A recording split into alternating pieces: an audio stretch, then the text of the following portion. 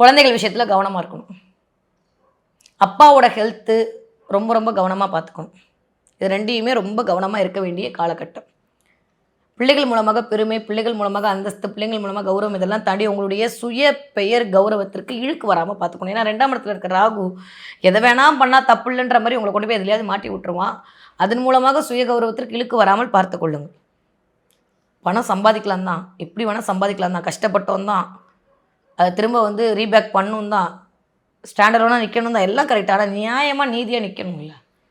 அப்போ தேவையில்லாத உங்களுக்கு சொல்ல உங்கள் தப்பே இல்லை பாஸ், ராகுவோட தப்பு. ஓகே, நான் திரும்பவும் சொல்லிட்டேன்.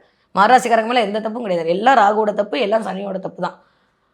ஆனால் நம்மளுக்கு தெரியும், வெளில சொன்னால் நம்புவாங்களா, நம்மளை பைத்தியக்காரங்கன்றவாங்க. அதனால் கொஞ்சம் நம்மளும் அப்படியே பட்டும் படாமல் அமைதியாக போயிடணும். ஓகேவா? இந்த மூக்குத்தி அம்மன் பின்னாடி நயன்தாரா நிற்பாள்ல, அவங்க கண்ணுக்கு மட்டும் தெரியும், வேறு யாருக்கும் தெரிய மாட்டா. அந்த மாதிரி ராகுவும் சனி நம்ம கண்ணுக்கு மட்டும் தான் தெரிவாங்க, வேறு யாருக்கும் தெரிய மாட்டாங்க. வெளில யார் தெரிவா? நீங்கள் தான் தெரிவிங்க. அதனால் கொஞ்சம் கவனமாக பக்குவமாக ஹேண்டில் பண்ணணும். பெயருக்கு புகழுக்கு களங்கம் வராமல் சில விஷயத்தை மேற்கொண்டீர்கள்னா சரி, இல்லாட்டி ரொம்ப ரொம்ப பிளேமிங் நடக்கும் நிறையா. 2ஆம் இடத்து சம்மந்தப்பட்ட சில விஷயத்தில் ரொம்ப கவனமாக இருக்கணும். சரியா?